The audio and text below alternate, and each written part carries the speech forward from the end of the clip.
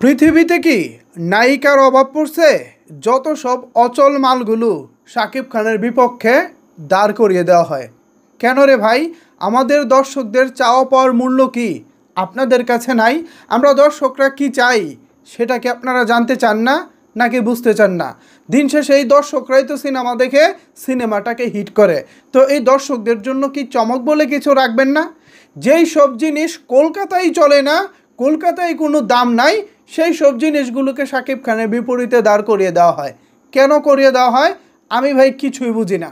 শাকিব খানের নতুন একটি সিনেমার ঘোষণা আজকে এসেছে, বেশ কিছু গণমাধ্যমেও নিউজ দেখলাম। সিনেমার নাম হচ্ছে once upon a time in Dhaka, এরকম একটা টাইপ। সিনেমাটি পরিচালনা করার কথা রয়েছে আবু হায়াত মাহমুদ নামে একজন পরিচালকের, যিনি ছোট পর্দায় নাটক নির্মাণ করতেন। যাই হোক, কথা সেটা না, কথা হলো এই সিনেমায় শাকিব খান থাকবেন, এটাই বড় বিষয়। এখন শাকিব খানের বিপরীতে কে থাকবেন এটা নিয়েও মূলত দর্শকদের একটা আলাদা আকর্ষণ থাকে। তো সেই আকর্ষণের জায়গায় যদি চমক জায়গা নিয়ে কিছু হয়, তাহলে দর্শকদের চাওয়া পাওয়া কিংবা প্রত্যাশাটা আরও বেড়ে যায়। কিন্তু যখনই শুনি এই যে মধুমিতা সরকার কলকাতায় এই মুহূর্তে তার অবস্থানটা কি আমার বোধগম্য নয়, আমি আসলে বুঝেও পাই না। কলকাতায় সিনেমা ইন্ডাস্ট্রি কিংবা মিডিয়া অঙ্গনে এই মধুমিতার জনপ্রিয়তাটা আসলে কি? একটা সময় তো ছিল, ধরেন শ্রাবন্তী, শুভশ্রী চ্যাটার্জি কিংবা মিমি চক্রবর্তী বা কোয়েল মল্লিক, ওনাদের একটা লেভেল ছিল, একটা দাপট ছিল কলকাতা ইন্ডাস্ট্রিতে, যাদেরকে দর্শকরা গ্রহণ করেছিল। কিন্তু এই মধুমিতা সরকারের গ্রহণযোগ্যতা আসলে কোথায়? কলকাতা ইন্ডাস্ট্রিতে তার অবস্থানটা কোথায়? মানে বলা নেই, কোয়া নেই, মন চাইলো একজনকে শাকিব খানের বিপরীতে দাঁড় করিয়ে দিলাম। ভাই ডিরেক্টর সাহেব, আপনাকে আমি চিনিও না, জানিও না, আপনার নাম আজকে প্রথম শুনলাম। ভিডিওতে আপনার কাছে একটা আবদার করি, এই ধরনের অচল জিনিস কিন্তু ভাই শাকিব খানের বিপরীতে নিয়েন না ভাই।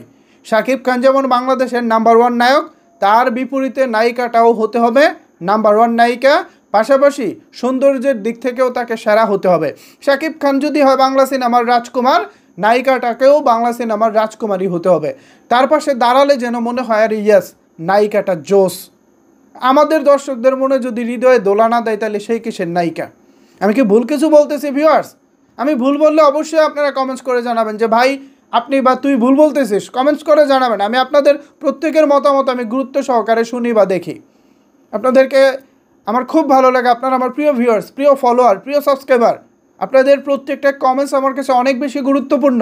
অ্যান্ড যারা সংশ্লিষ্ট কর্তা আছেন, এই যে নতুন ছবি যারা বানাবেন, তারাও তো নিশ্চয়ই আমাদের কন্টেন্টগুলো দেখেন। নিচে আপনারা যে কমেন্টসগুলো করেন, আপনাদের ভালো লাগাগুলো নিয়ে যে কথাবার্তা বলেন, সেটাও নিশ্চয়ই তারা দেখে।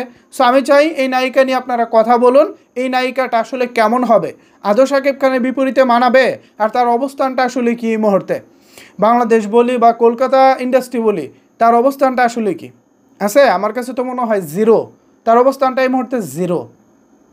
যাই হোক, তারা যদি ভালো মনে করে সেটা তারা নিতেই পারে। দর্শক হিসেবে আমি ছবিটাকে কিভাবে দেখব সেটা একান্তই আমার ব্যাপার। তো ভিউয়ার্স, এ বিষয়ে আপনাদের মতামত জানতে চাই, নিচের কমেন্টস বক্সটা আপনাদের জন্য ওপেন রইল।